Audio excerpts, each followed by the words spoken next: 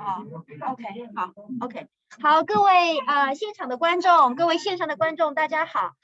我们今天非常荣幸的邀请到了张书旂先生的长子，斯坦福大学历史系教授张少书先生为我们演讲回忆我的父亲张书旂。那此次演讲会用英文进行，如果现场或者线上有哪位观众需要中文翻译的话，可以告诉我们，我们会捡一些重点为大家翻译啊。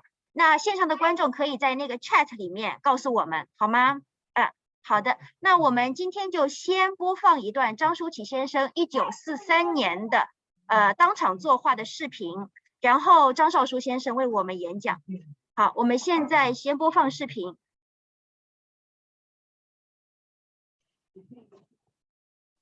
声音要不要大一点？声音可能没有办法哦。对，不过也没有太大关系。但是不，电脑移过去。那这样。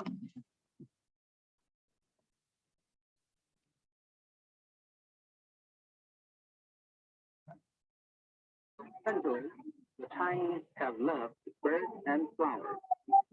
Kings come and go, but the swallows always ride the stream. Because it's playing from here and connecting to the project to the, so it's not controlled by the computer. Only thus can he obtain sweet and fertile brush strokes. Only thus can he preserve the beauty of momentum in his work. Through physical freedom, the mental freedom materializes.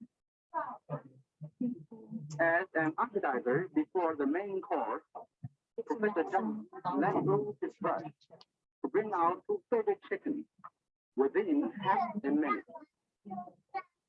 This film is taken in actual heat.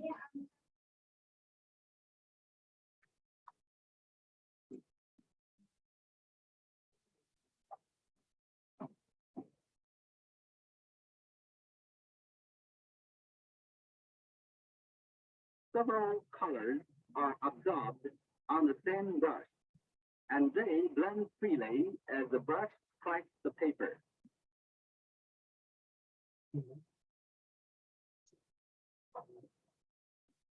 Somehow, the Chinese painter breaks the emptiness of the white paper with the same effect as a singer breaks the silence with a song.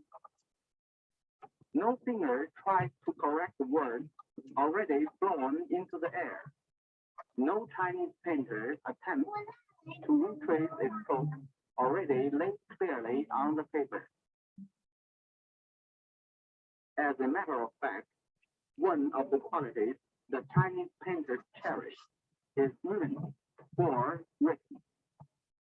There is rhythm in placing the thick part and the thin part naturally. There is rhythm in releasing heavy tones and light tones alternately or gradually. Even a little sketch like this reveals this kind of rhythmic vitality.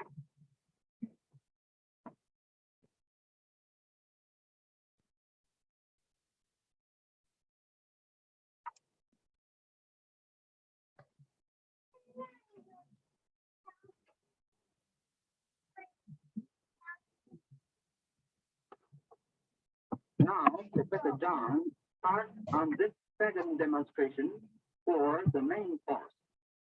Let's see what is on his mind. He is now laying 2 cornerstones for his fast-built house. Here, a Chinese painter works as an architect. The growth of the painting must be in perfect order, so that every succeeding stroke goes on the stroke made on paper before. The order of building is prearranged in the artist's head. This is one secret of Chinese painters. This is why a painting flows out of the brush so fast, yet so orderly, so conventionalized, yet so natural. One marvels at the possibility of a Chinese brush when one witnesses this. It seems that all the leaves and flowers were prefabricated, only brought on the paper to be assembled into a painting by the magic of a brush. Yet, in a sense, they are prefabricated. The colors are already mixed on the brush. The forms have long been visualized in the artist's eyes, and the general scheme is preconceived with his years of experience. And what more, when a brush is tamed, it can really play merrily on paper to the artist's heart's content. For with the taming of the brush, the main part of the artist's technical training goes. No wonder Chinese usually refer to someone's painting as someone's brushwork. While the brush tip defines the shape, the artist's wrist gives the substance, and the artist's arm commands the movement. These branches show clearly the subtle combination of the three elements at work.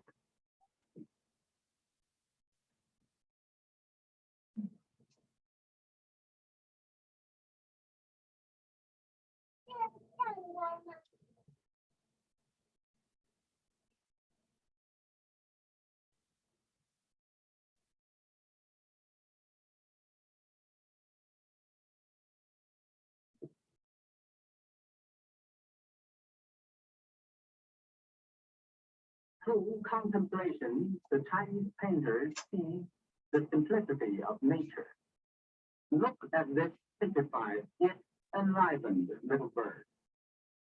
Why should we, with a life already too much burdened, ask for every feather and every nail?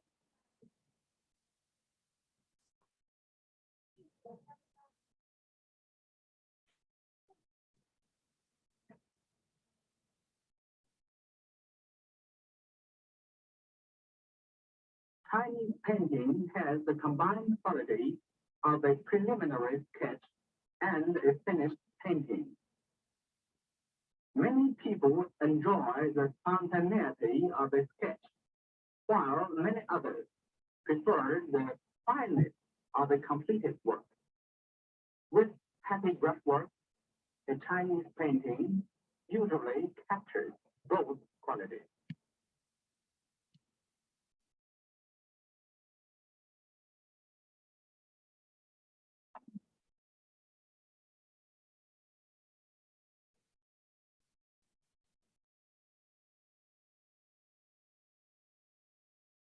As an afterthought, Professor Chang shows in detail how different colors write on the same brush.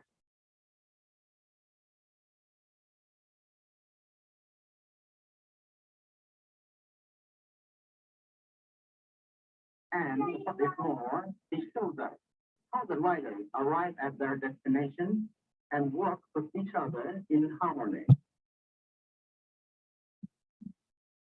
Now, once more.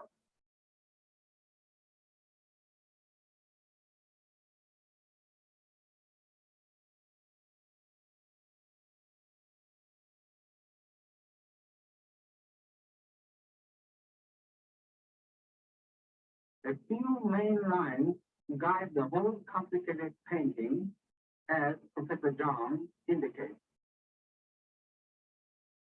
The fancy coat of a peacock has appealed to Chinese artists for centuries, and Professor Chang is no exception. Swallows amid willow boughs is another favorite subject of Chinese painters.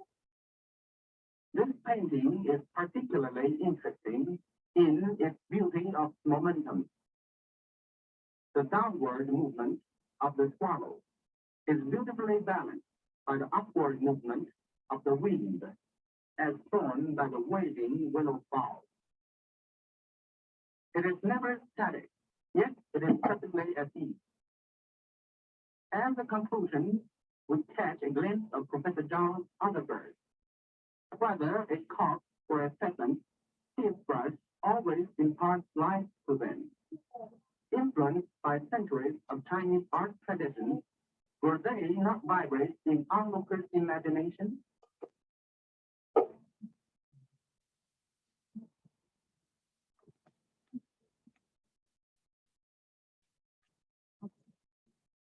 那我现在把张少书教授的这个 PPT 分享给大家啊，所以他会跟着 PPT 讲。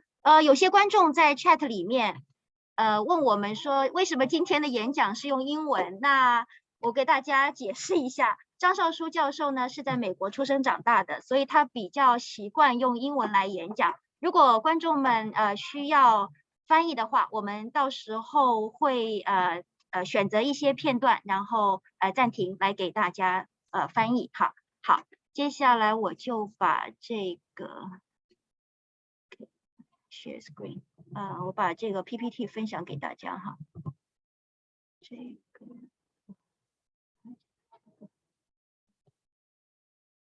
share screen。OK， 好。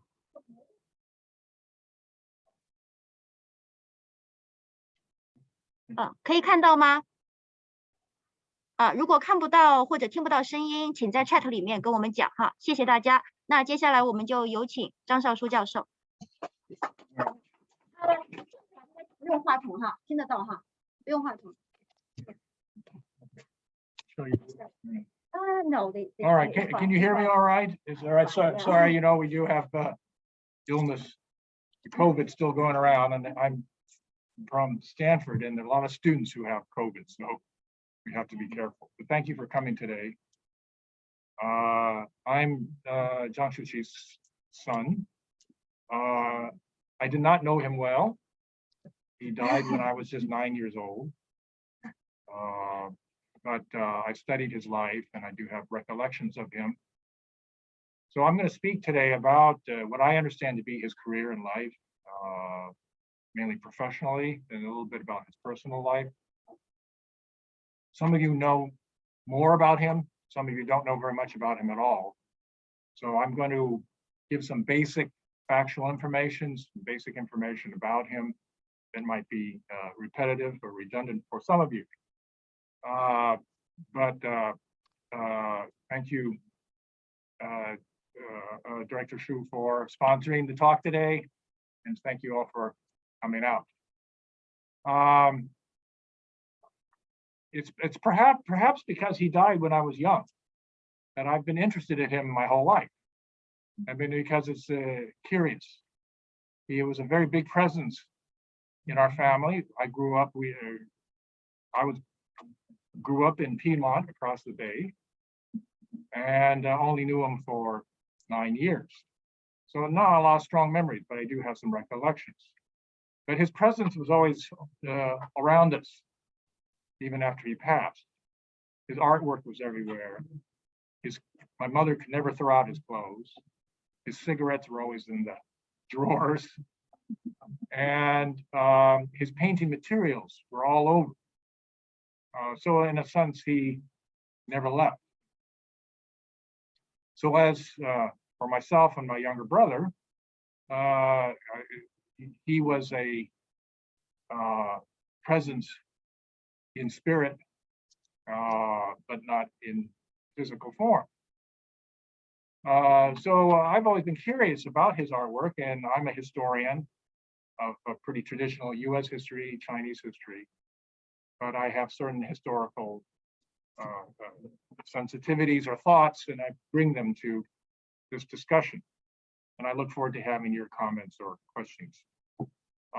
Now, he was born in Zhejiang province in around 1900, and he died in 1957 in Piedmont.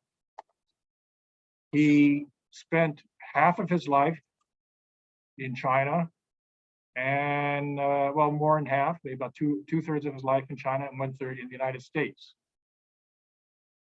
He was trained as a Chinese artist, but also as a Western artist, that is Western style. So he's unique in that he personally was trans-Pacific, but his artwork was also trans-Pacific. And I'll show some of this. Even you look at how he dresses, how he appears, is that he does have different personalities. So as you saw in the beautiful video, that was completed around 1944 in the United States. And you can see in this photograph here where he's in Western dress. And he very much considered himself an international artist.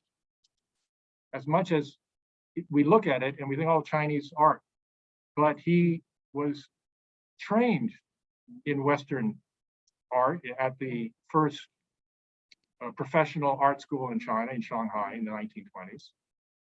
And he learned figurative art. He was followed by other Chinese artists at the time who went to Europe to study European art. So he was very keen on that too, but then deliberately decided to return to Chinese brushwork. So he gave up oil color, figurative work, post-impressionist sort of work, and focused on the Chinese technique. But he always had with him, I believe, you can see the influences of his Western training with Liu Haisu in Shanghai, of his Western painting. And you can see that in various ways, which I'll also talk about more, in the color, composition, and the shading, perspective, that I think are subtly, they're present in his artwork. And so there is I believe, a depth, a color, and a composition that are uniquely sort of a combination of Chinese art and Western art. So those are some of the things which I'm going to point out. This beautiful painting here, which was done the last year of his life, 1957. And it's just down here, a beautiful painting, which we can interpret in different ways. He knew he was dying. He had cancer. But he produced a lot of work, 1956, 1957, as he knew he was ill and he wanted to leave my mother and my brother and myself some legacy that we would have something to sell after he was gone. So you see him as this is Freudian slip there. See him as a little lone bird and the white chrysanthemums. And he was known for his use of white, which is unusual in particularly in the earlier decades of using white in painting. So you can see a lot of white in the artwork that is here. So he developed that approach and skill. Now, I'm going to go a little bit, as I said, he grew up in a small village, a couple hours outside of Hangzhou, went to Shanghai for art school, and then in the 1920s, and then he was a teacher of art for all his career. He liked being a teacher, as well as a commercial artist. And then he became quite successful as a teacher, both in the secondary school and then later at the university level, and became quite known for his work quite quickly by the time he was in his mid-1930s, in his mid-30s. Now this is his most famous painting, which actually was displayed here in San Francisco a few years ago. It is owned by the Franklin Roosevelt Presidential Library back in Hyde Park in New York. And I say, and part of this is certainly because it's my family, but I think it's also true, it's the most famous painting in Chinese painting in America. And that is when it came to the United States eventually, this is in China, when this was the gifting ceremony, 1941, early 1941. He completed this in Chongqing during the bombing of the capital. And he completed it as a gift to Franklin Roosevelt. And China and the United States are not allies yet, but this was an effort to try to build US-China relations.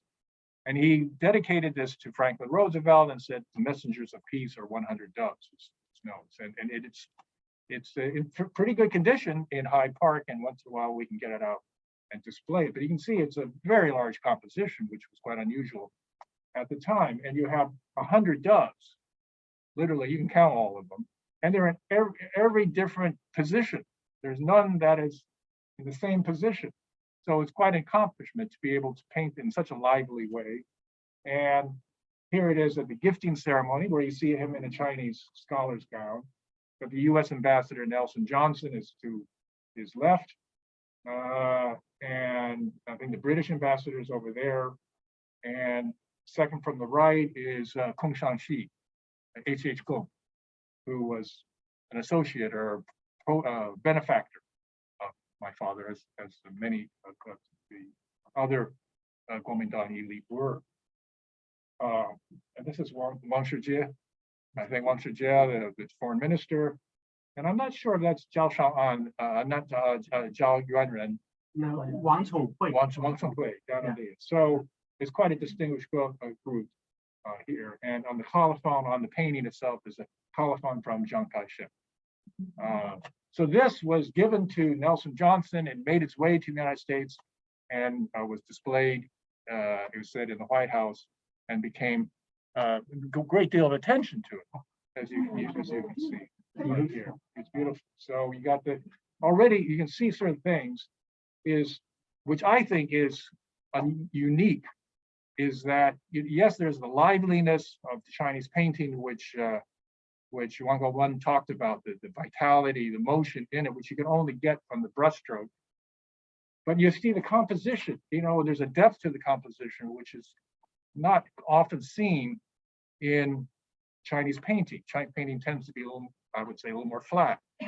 But here you see some the motion, the flutter, the background draws your eye up to the corner, and there's activity. And you see the color, the bright green and the pink from the fuchsia, like that, and even the color on the birds. So it's familiar, but also different. He also completed paintings. This is after he completed this, he came to the United States on a diplomatic passport, sponsored by the Chinese government, to help promote cultural engagement with U.S. and China and U.S.-China relations. And when he was here, he came in September 1941, and 3 months later, is Pearl Harbor. So he was here from 1941 to 1946. And then later on, he went back to China, 46 to 47, 48, 46 to early 49, and then came back to the United States from 49 to 1957. So that's how his life was really trans-Pacific. He completed other work at the time that was quite noted. This was a painting gifted to Winston Churchill. And Winston Churchill, this is over here, this is the Winston Churchill one. And we've been trying to get a good photo of it, but they have not been very efficient in responding to our 2 years of effort to try to get a professional photographer to take a picture of it. This was just a snapshot, but you can see it's very similar to this one over here. And it is to represent Churchill, or the British, Churchill, the strong British leader over the rocky islands of England and the British Isles in the time of turmoil and assault by Nazi Germany. So he gave a painting also to the Canadian Prime Minister. So he was really quite an important political and artistic figure, and helped to bring and popularize Chinese art to the Western world, which had virtually no experience, no knowledge of Chinese painting before at that time. Now, in China itself, he had a very, very successful and hectic career. He was nationally known and was associated with Xu Beihong and Fu Baoshi. They were friends of his, and classmates, and a number of other artists. and his work had been displayed at these national art exhibitions.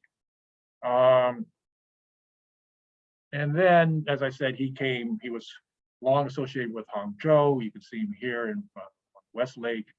He had a very, very strong fondness for the Hangzhou area, a very beautiful area.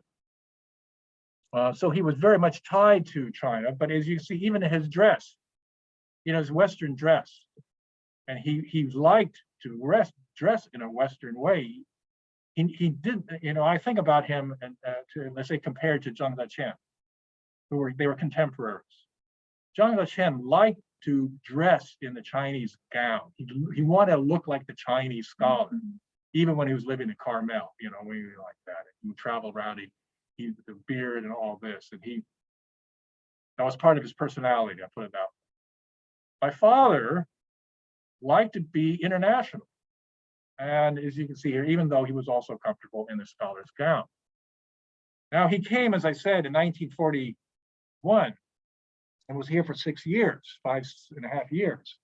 And during that time, he was extraordinarily busy presenting exhibitions, big exhibitions, 40, 50, 60 big compositions at major art museums around the country, from New York to Los Angeles, Washington, D.C., Portland, Seattle, San Francisco, Kansas City, Chicago, all the major art museums. Nelson Gallery, you can see here, Portland Art Museum, the DeYoung Museum, Metropolitan Museum, and so forth. And these are just some pictures of these covers of some of their catalogs. So you can see how busy he was. He would be like an exhibition like this, and he would put up a table and he would paint right in front of you, just like he did for the video. And you can see some of his larger compositions. These are most of them are smaller compositions here, large compositions in traditional style. But I see really quite a dynamic approach to his compositions. You can see they're very they're like the center one here. I think is really non-Western in composition, and there's a vitality or emotion in them that I think you see in much of his work. As I said, he liked to demonstrate. He had some command of English, but he wouldn't speak very much. He might say a few words. My mother, they got to know each other when he was over here during the war years. She became his secretary, his assistant. She was third generation Chinese American, brought up and lived in California, but she had Chinese, and so they were able to communicate in a personal and a professional and a personal way, and eventually they became a couple. But you see here, he was also quite keen in knowing how to promote his work. We have a lot of professional photos that were used in newspapers for promotional material. As you can see, this was a New York photographer here, Allied News photo. This was used for news articles. He would paint like this and have photographers paint them. And they were fascinated American audiences because they never seen a painter paint like this in person, and especially as so fluidly and quickly as the video showed. Most people think of painting as something very laborious and slow and with oil color and all that. But there is a very much different approach where you can see he's painting on a flat table. He's not at an easel. He's using wet paint and paints from, if you will, from memory. He doesn't sketch out outlines and all, he just goes right at it. So there's a spontaneity. Even if some of these compositions are very similar, each one is unique because it just flows from how he's thinking at the time. His work became noted even on the national press. And this is a 2-page spread in Life magazine, 1944.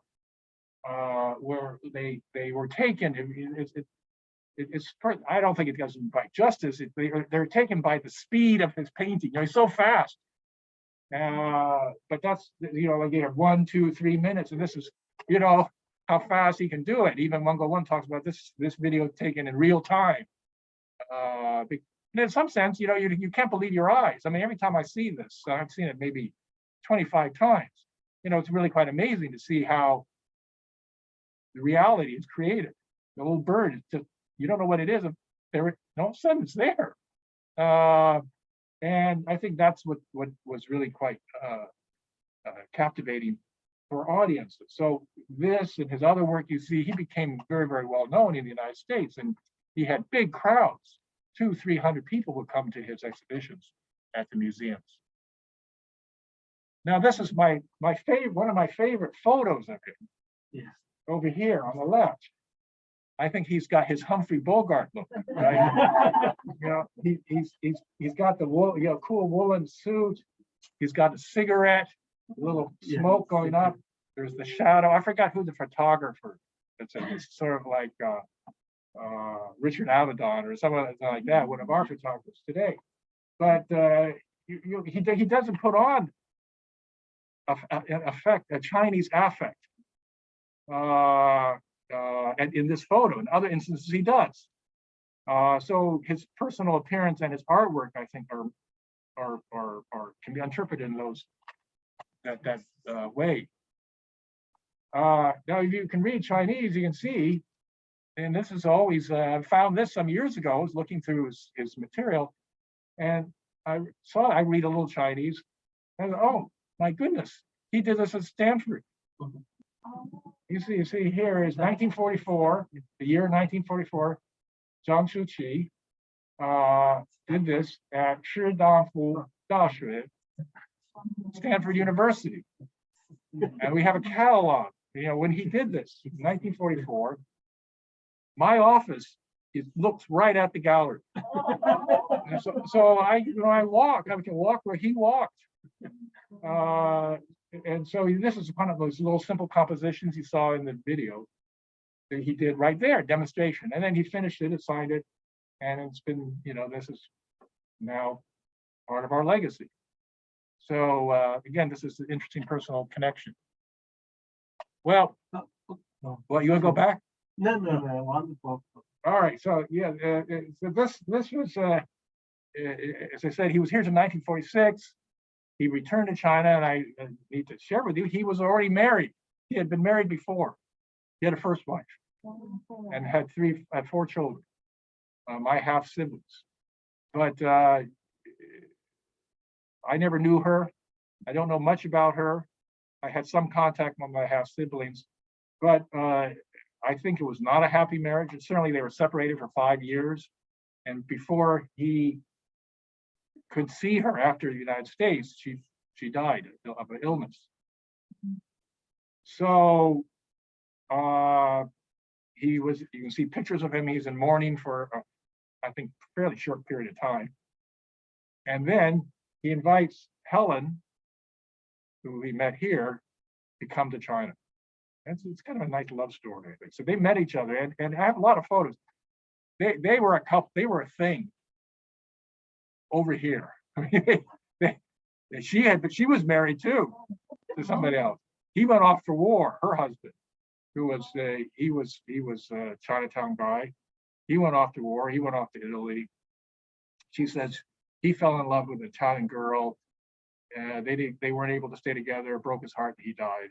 Something like that. But so there's a lot of this drama. Sounds like from a novel. But the two of them had a connection. They made it really connected to each other.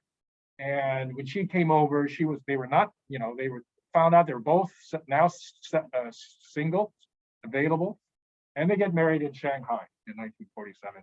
And I come along a year later, just about a year later, under a year later. And these were other, I don't know, why you know some of these people. Yeah, it's a famous church in Shanghai. Yeah. In Shu-chi. Yeah, a lot of Shanghai people know. It's a landmark in Shanghai. Yeah. And this woman here, as a WAC, the American Army uniform, was a good friend of my mother's family, and she happened to be in China. So my auntie Ruby was there. There. Okay. Yeah. It is first one is the right is Zhang Jian.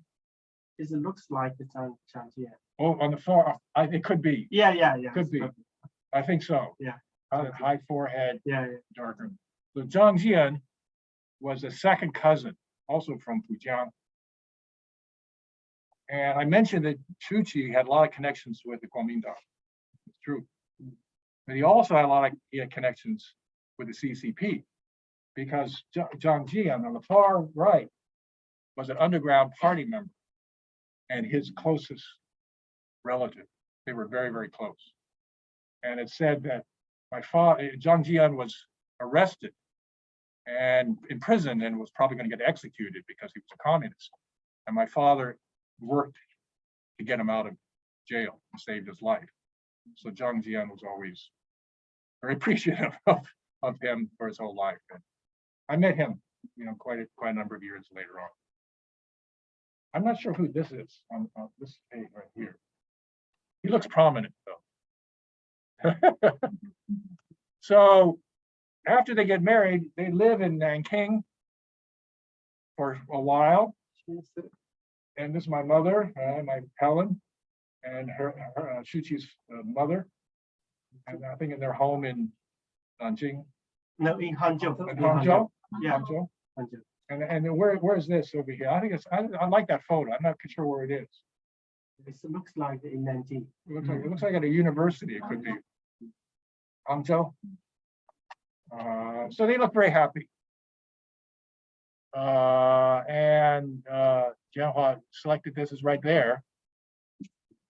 January, just before he leaves China. And he's in Westlake. Yeah, in Westlake. Yeah. Yeah. So when Jianhua asked me to speak about his later years, Jianhua sees these years as after he comes back to the United States. So from basically 48, 49, his death. But I wanted to give you that background to know where he came from and his importance in Chinese politics and Chinese art. It's all also page 49, and that's right there. Yes. So it's remarkable that he brought with him hundreds of pieces of art of his. He brought his collection. And it's interesting is he brought some things, he apparently didn't bring others. He had a hard time after he returned to the United States after World War II. Because now the war is over with, US and China relations are different, and the American public doesn't buy artwork like the Chinese public did. So how can he make a living? It's a big problem. It's a very different culture and environment. And my mother and he actually early, they had decided to form a business to make reproductions of his artwork. Note cards, greeting cards, prints, all sorts of things. Even later on, this was part of his Western business sense. He was also a businessman. They made wallpaper. They made napkins, placemats. So they thought about, because there was sort of still an interest in Oriental artwork, and their stuff was sold throughout every Chinatown in the world, including Australia, San Francisco, New York, all the Chinese curio stores. They liked his artwork. So that's how they made their business. He didn't just sell much. Yeah,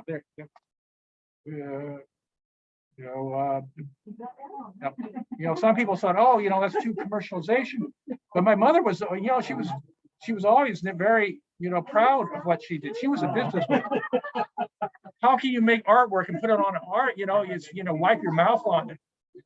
But she said, look, Picasso can do it, so why can't Shu-chi? Yeah. So I grew up seeing the art studio and the reproductions and helping out pack greeting cards and all this. But his art sales of originals, you know, really fell a lot. They just people just didn't buy art in the United States, you know, like out of the country. So, he continued to paint. He had his art studios. I have very strong memories of him. This painting is right there, which Zhenhua, I shared with Zhenhua. Zhenhua, I guess you can put this on the catalog. Yeah, yes. You know, I look at this, and I'll talk about this in a minute about whether Shu-chi was ever interested in abstract art. And you know, we'll never know. But you look at this, and it really, I think, is very original and creative. He's got that very wet wash. You can see the multiple colors on the leaf. A lot of negative space, you know, is the forms, the figures. I mean, you just look at part of it. Parts of it look like 1950s abstract expressionism. You know, maybe I'm reading too much into it, but you know, you look at the colors, really unusual color. He's not bound by strict tradition. Another one, 1940. After he comes to the United States, Zhenhua thinks that maybe this represents the happier painting, vitality of the bamboo, and there are three birds, Shu-chi, Helen, and me. maybe, you know, who knows, so I have happy to gather.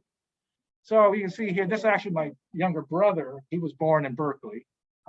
And in our backyard, as you can see, the cherry blossoms and the backyard, and they're sitting in front of him. He was very, very active. He loved gardening. He had pengzhen all over the place. He was making, you know, he had goldfish ponds. He worked with his hands. You know, you saw from the video, which I always love looking at his hands. He's just got beautiful hands. You know, long, slender, sinuous, like a piano player. But he worked in cement and rock, and he loved to do gardening and made cement ponds and all this type of stuff. But you see here he's in the garden and he's got a suit on. You know, he liked to wear suits. He was still quite active among the Chinese American community. They invited him to go to Hawaii, as you can see over there, the photo in the local Honolulu newspaper. Our backyard, which he populated with all sorts of Chinese plants. And I learned a lot about gardening just from, you know, knowing, oh, that's azalea, that's a rhododendron, that's jasmine, that's banana plant, that's a loquat. I mean, we had all that, and you know, we had cherry blossom, plum blossoms in the garden because he loved those plants. Apple tree there. And now this is it's a sad painting to me because I can see he's ill. You know, he's aged a lot. You can see already in just a couple of years, and he's still dressed up. You know, he's very formal. But here he is painting. This was in our living room. Got orchids there, and you can see his paint materials, and you can see these paint jars. What kind of jars and what kind of paint is that? It's Western watercolor paint. They're tempera. And so he was very keen on learning all the time and having new media. And you can see a lot of these paintings. This painting, for example, it's on cardboard. It's on Western cardboard, as opposed to Chinese rice paper. And then the colors, like the colors here, these aren't Chinese paint colors, especially the yellow and all. They're very, very bright. And he used these colors here and watered them down to make them more like washes. He painted on plate, you know, ceramics. He started to look at this. It's painted on. So he's looking at different ways to present the artwork. This was a painting he did with Madame Chiang Kai-shek. You can see they collaborated. She came over to the United States in the 1950s, and they saw each other regularly.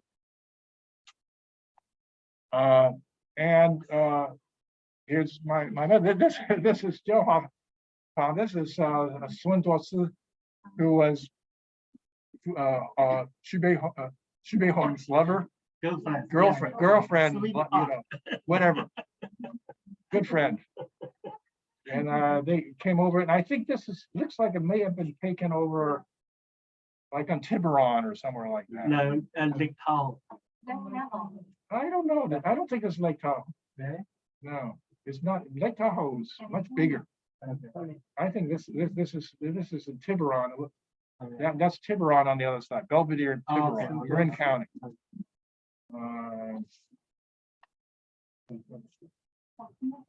Now that being in California, he loved I think he loved California. We talked about it. Because California, and he loved all the sites. He went to Yosemite. He went to Pebble Beach. He went to Carmel. We spent a lot of time in Carmel.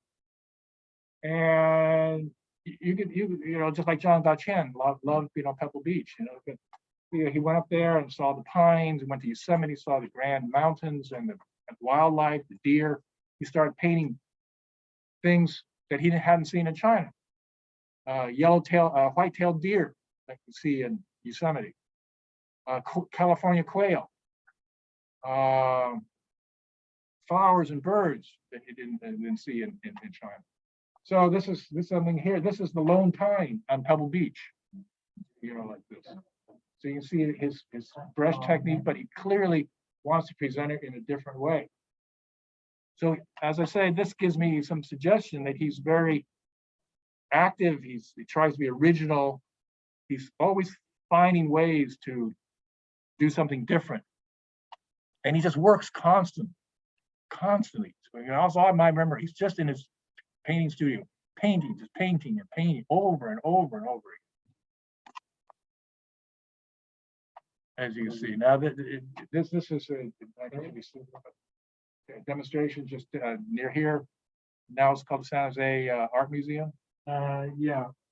Formerly is the Lucinanto. Rosicrucian Center. Rosicrucian. Yeah. So again, you can see he's in his element. He loves that attention and engagement and talking with people and about his artwork. And they're just, you know, they're fascinated by the artwork. It's great photos. And you know, and he dressed pretty well. Yeah, I have to say. And he had beautiful ties. I remember his ties. And then, as I said, he would paint new. So he would paint new environment, new landscape, not just the Chinese style. But this is again Pebble Beach, Carmel.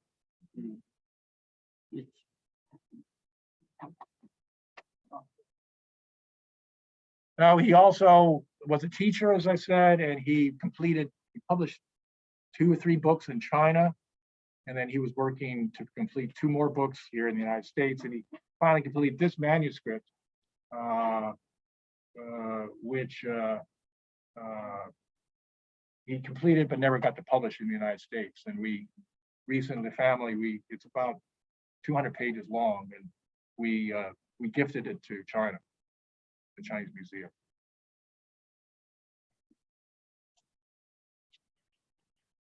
So he liked being a teacher. And he really tried to teach my brother and myself how to paint, but I think we're probably frustrated. He had little techniques. It was fun. I remember this. He cut out a little white piece of paper, like a chicken egg. Chicken eggs at that time were white, you know, not brown like they are today. So white chicken egg. And he said, here's the chicken. Here's the egg. Here's the chicken. Now, how is it chicken? You know, it's the egg.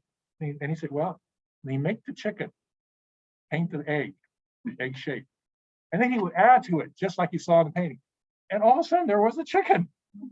So from the little egg comes the chicken. or he had a fish. He said, 1, 2, 3, here's the fish. And he's so fast, you can't even see it. But that's how his skill he developed. He did, you know, to advance it somehow. I can go forward. No. Okay. Try another. See if we duplicate the. Okay. Okay. So that was his bird book, but the one book he did finish was this one here, Painting in the Chinese Manner, Shu-chi.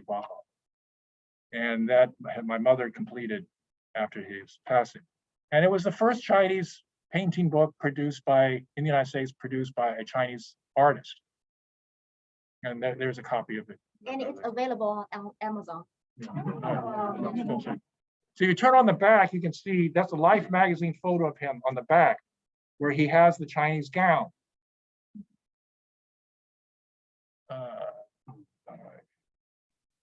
And here he's in, I think, quite sick, ill in the backyard, and he has his roses behind him.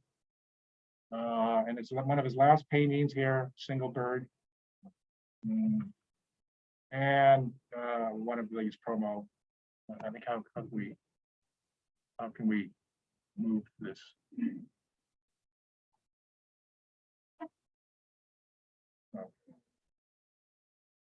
So he you know, I wonder about his art philosophy. He talked about, you know, painting in what we would call today fairly traditional ways. A painting should be of beauty. But what was beauty? I mean, he wanted to. At one time, he said there's enough ugliness in the world. This was particularly during World War II. He said there's enough ugliness in the world, and I don't want to contribute to it. So he actually was not a fan of Dadaism or Surrealism or some other forms that were hyper anxious, but wanted to bring, as he said, beauty in the world. But that also meant that he was, I think, interested in continuing exploring how to develop his skill, his artistry. I think this is one of his masterpieces. He, as I said, studied in Shanghai in the 1920s, and Liu Haisu was called, his teacher, a painter, was called China's Van Gogh teacher. And I think he was very much, you know, he painted sunflowers. And you know, Van Gogh painted a lot of sunflowers. My father painted sunflowers, but you can see he's done it a very different way. But I think I see influence. He's very interested in showing the brush stroke. You know, Van Gogh just very heavy, you know, you can see the painter quality. But you can see I think the stunning calligraphic nature in the leaves. You look at the leaves. I think they're just fantastic. You can just go like this, and with his. I'm left-handed, so that's why I go like this. But you can see how he paints that way with the great flourishes, and doesn't hide the fact that these are brush strokes. But he wants to show that they're brush strokes, and it has that energy, that vitality, which you also see in different ways with Van Gogh. And I remember going to the movie theater with him in 1956 or something. And he went to go see the Kirk Douglas movie, Lust for Life, which is a biography of Van Gogh. And my father went to go see that movie. So he was clearly very familiar with Western art trends. And then I see other things. Later on, it is towards now, it may be too much for a stretch, but like on the right here is a landscape. You see some of his other landscapes are much more traditional. This one, almost to me, has a certain influence from Cubism. You know, it's very square, it's choppy. You know, he's, I think, exploring different ways to present the Chinese landscape. And you think of other landscapes that are more rounded, they're big land, all this stuff. This one, he's got these angles in it, but to me, it carries still some of the traditional monumentality in it, but in brushstrokes, but of a different sort. And on the left, again, this is open to interpretation, is not abstract, but it's almost abstract. If you just don't look at their chicks. I mean, he never gave up representation. I think most Chinese artists never gave up representation, some form of representation. They were never completely abstract. They're never expressionists like American actors. There's nothing to see in it. It's just form.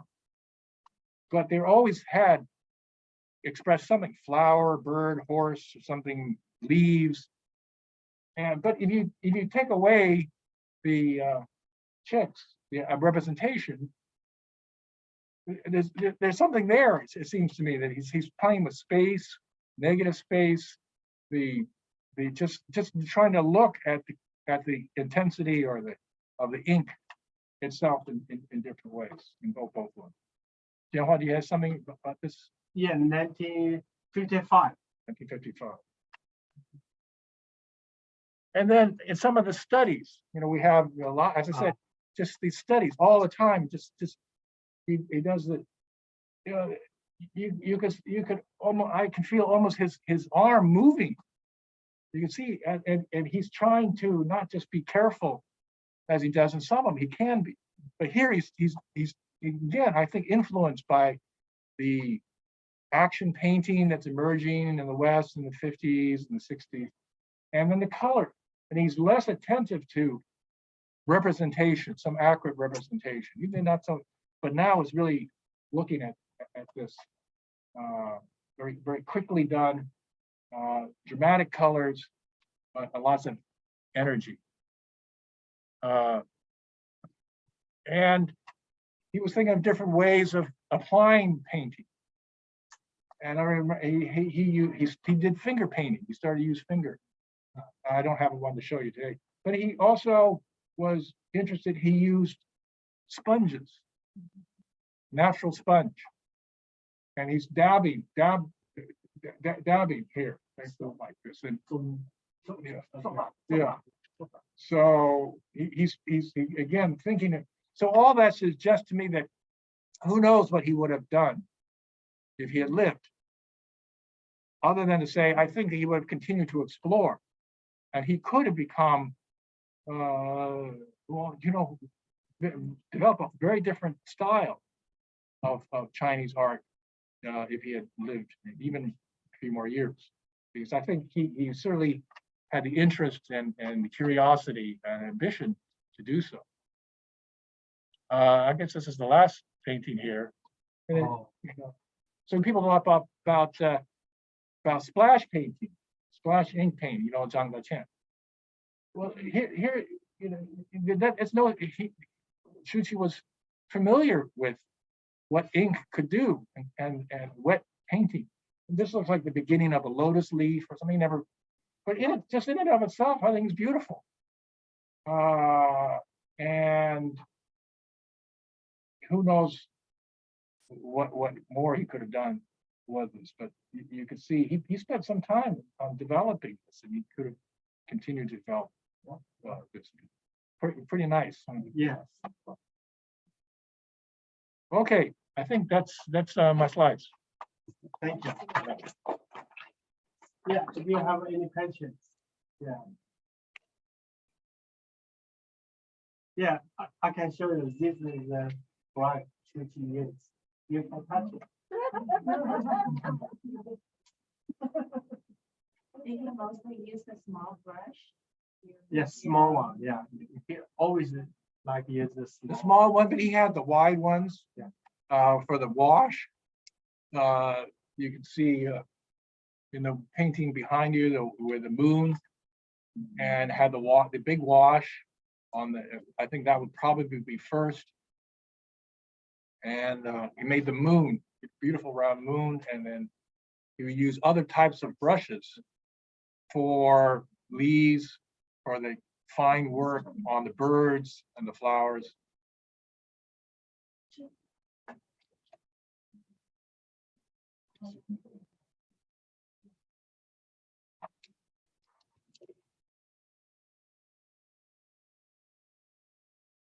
How large for the chess piece?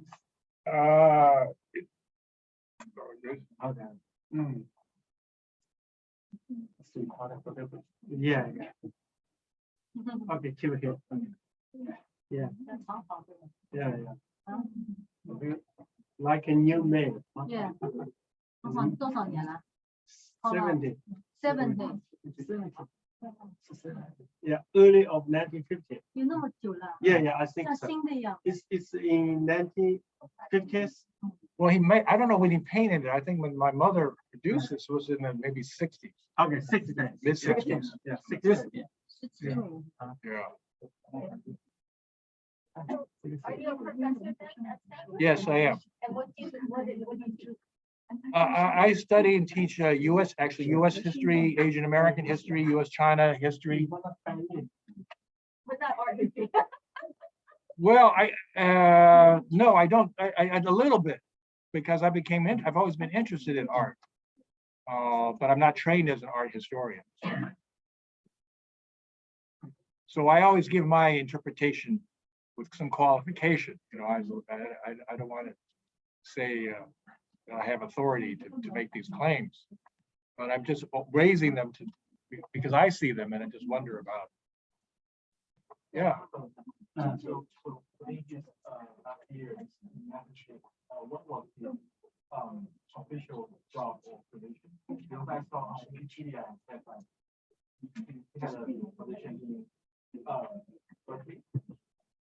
He had a what? Because on Wikipedia it is like he taught in University of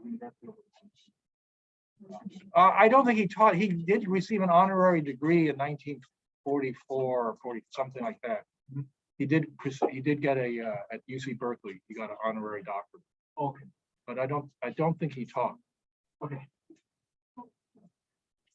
Not at UC.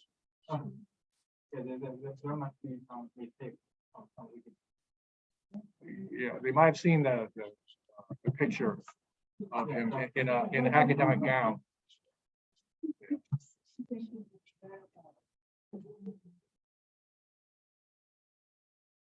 Okay, I have a question here from Shu-chi. Okay, she asked, during your father's lifetime, he tried to spread art in the U.S. In what ways? You presented some ways that he by teaching. Was there any other way that he used to kind of market his art or? Well, the demonstrations, I think, is the most dramatic form of his dissemination of and teaching of Chinese art. So he would personally perform and talk about his art and just show people what it's all about. So, and then he and my mother, I said, started that art business. And that was, they made money and they were able to disseminate the artwork. And he was quite keen on how to develop some of his work to appeal to American audiences. So we have some studies where he wants to, he makes a composition that would fit on a note card. You know, the composition, so the composition was shaped by the dimensions of the card. You know, we all know note cards, but back then, you know, that was quite novel. He would even make Christmas cards and have inside, you know, Happy New Year or Happy Christmas, because at that time in the 50s and 60s, people sent out a lot of Christmas cards. So they'd have a Chinese theme on, and then inside with Chinese writing and Happy New Year like this. So he was not averse, obviously, to what we might call commercialization. He had to make a living. And there's portions of his work which clearly he intended to develop for American audiences. But as you saw, you know, he's very attached to traditional Chinese approaches. But he also had the many exhibits in museums. How was he arrived? How was he connected to Well, that's a good question. Yeah, you saw some of these. I mean, it's a quite impressive array of these museums. And he would just be booked monthly, one after the other, and he would just travel around. Now, he was here still on diplomatic passport. And the local Kuomintang and Chinese American communities would put him up. They would live with local community people or consulates. And I think the consul generals, the Chinese government agents, helped would contact these museums. But then there were other agencies that supported him. There were different Americans who supported U.S.-China relations at the time, and they knew of his positive influence. So people like you may know, you call it United China Relief, was a very big organization that promoted, raised money for China, and that included people like Pearl Buck, Henry Luce, who was the publisher of Life magazine, movie stars, a lot of people who, sort of like what's going on with people supporting Ukraine now. I mean, coming out at that time, it was for China, and my father would participate in fundraising activities and raise tens of thousands of dollars to help war efforts, relief efforts back in China. 对，当时有个组织叫联合援华会，非常棒。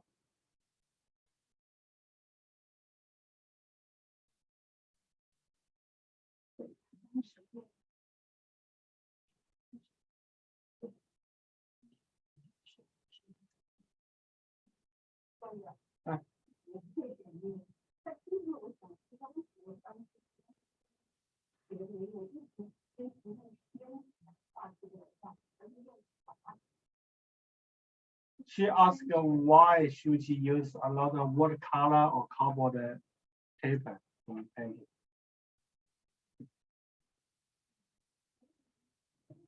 Because that's what was available to him.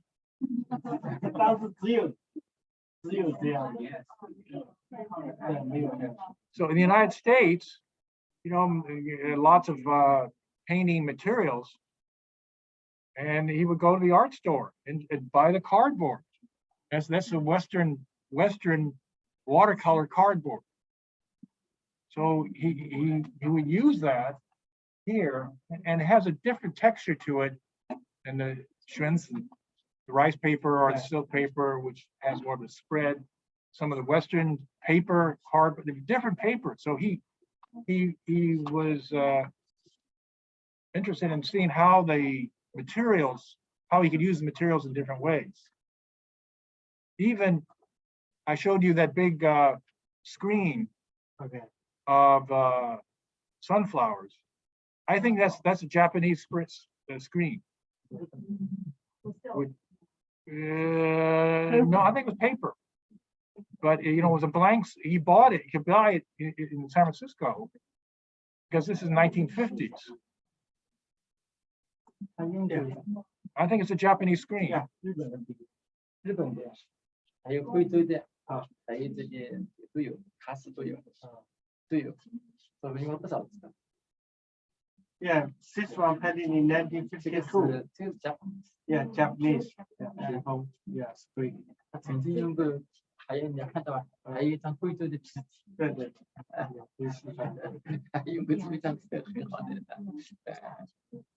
So he was very, very patriotic during the war. He condemned Japanese aggression against China, but he was not anti-Japanese.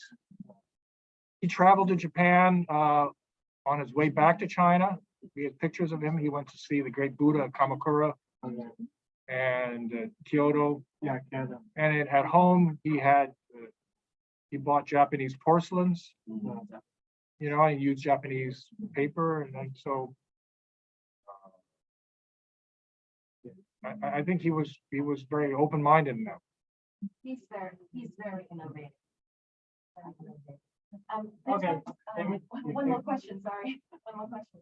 So, as in sort of intercultural exchange, as a history professor, how, your father has promoted Chinese art about 70 years ago in his ways at that time, possibly.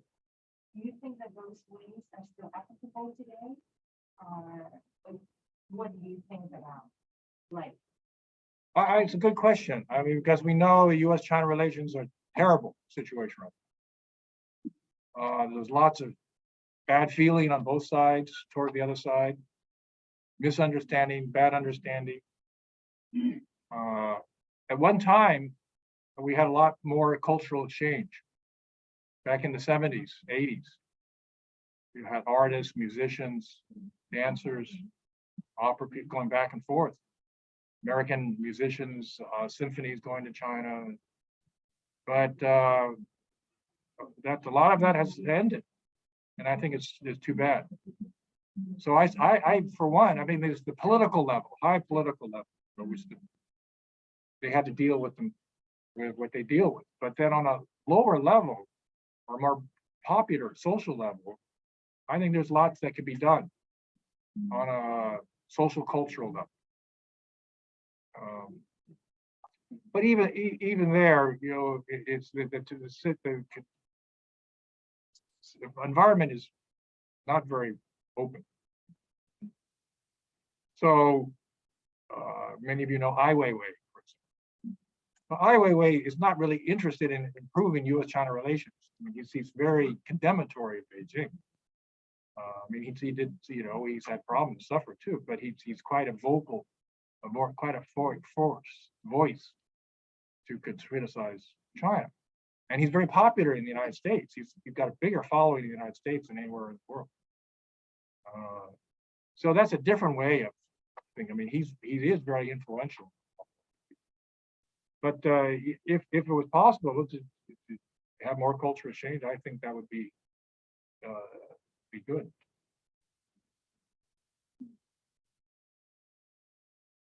I have a question more of about the father's art. Because I saw he used a lot of white people, and which in the traditional like painting, we rarely see white painting. But I do see in Lingnan style painting.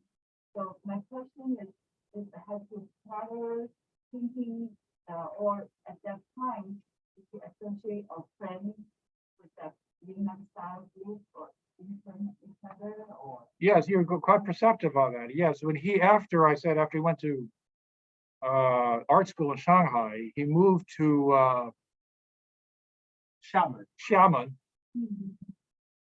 yeah, and taught at school there. And somewhere he became good friends with Zhao Sha'an, who was most associated with the Lingnan school. And the two collaborated with a number of collaborations where they as many of you know, artists often collaborate on one composition. And Zhao Sha'an and Shu-chi did.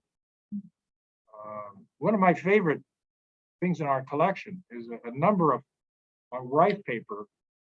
Zhao Sha'an would draw cicada or a grasshopper or a beetle or all the things he was famous for, those interesting bugs, insects.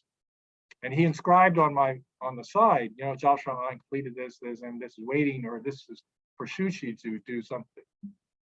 And these were done, must have been in the late 40s, early 50s. My father brought them, or they were sent over, but he never sent them back. And so I see these paintings, which can't show you. I don't have it on this computer. It's a bug waiting for its destiny. It's sitting there, a big bug, it's like praying mantis. and he's waiting for Shu-chi to complete a flower or a bird or something like that. So I see it, I interpret it in the philosophical way that the two artists, never got to complete what they wanted to. But I like the painting just in and of itself, just the single bug floating in time, in eternity. When he was in the 1930s, he was part of a society. What's her name? No, Amy. Oh, my name's Amy, yeah, so Amy. So he founded a society with 4 other artists, and it was called Baisha, White Society. So white society being sort of white in terms of one's morals, pure, good, but also they were all interested in using white. And one of the prominent members was Pantian Shou and Wu Fuzhi, Pantian Shou, and a couple of other guys I forget right now. Yeah, when Shu-chi started in Shanghai in 1924, one of his teachers is Gao Jianfu. And in 1932, Zhao Shao'an came to Nanjing to fix the Shu-chi. So Zhao Shao'an and Shu-chi, are good friends since 1932. Yeah.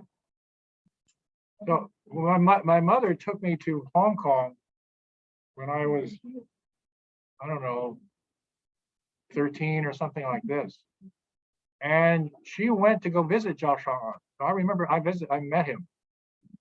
And when he came to the United States in the 60s, he visited us too. And so these associations with the families lasted a long time. I remember Zhao Shao'an, sitting there, again, like demonstrating. He sat at a table and I'm sitting there and he paints a little painting for me. And he inscribes it, coming from far away, here it is, this grasshopper or whatever it is. So they're quite an interesting social, cultural life of these artists. Your father has formed a lot of wonderful friendships with the artists in his family, including one of our teachers, Mr. Ho. Yes. I remember Mr. Ho would always say that he was so thankful to your father. Because when they first arrived in 1955, they didn't hardly know anybody, but your father offered Mrs. Ho a job in their print shop. Yeah, and in the reproduction shop, because Yeah. so like that. Yeah. So I've seen Paul a few times, and I wish him all the well. He's lovely, but he did mention that too. So that was like more than 60 years ago. And he still has very strong memories of meeting my parents and how they gave him a little help when they first arrived in the US. So when you see him, please give him my regard. Hey, Golden, do you have any memory when Jiang Daqian visited your home in Piedmont? I don't remember him visiting our home in Piedmont, but I remember visiting him in Pebble Beach.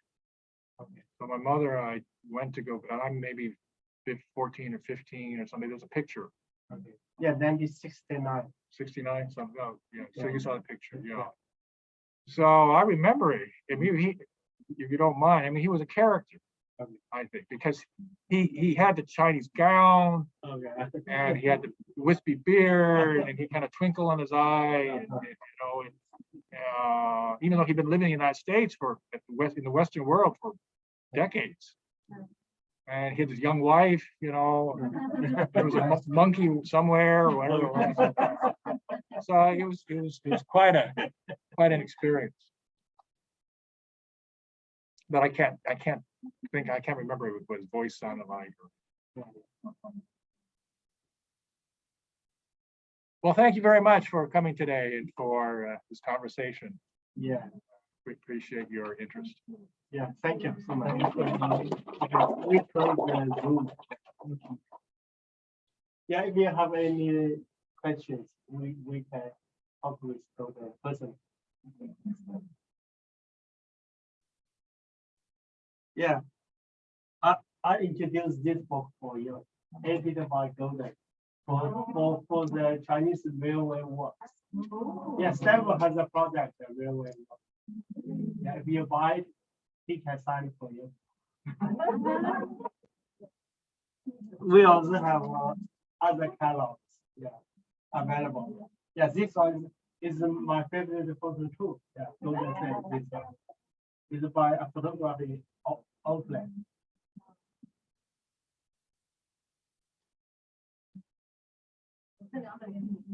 Yeah, yeah, sister.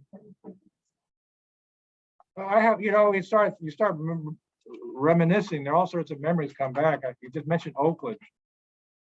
Shu-chi liked to eat good food. You know, a lot of us do. He liked, and in Oakland, there was a sourdough bread maker. I forgot the name of it. And he really liked San Francisco sourdough bread. And I remember going, he would go there. He liked Bing cherries. Yeah, Bing cherry. So, and he liked to cook himself. He was. Yeah, he liked to do his Shanghai Hangzhou specialties. Man of his generation always dressed properly. And I think my father was that way too. We would go out, he would be gardening, he would be wearing. We would go to Yellowstone and he would still be wearing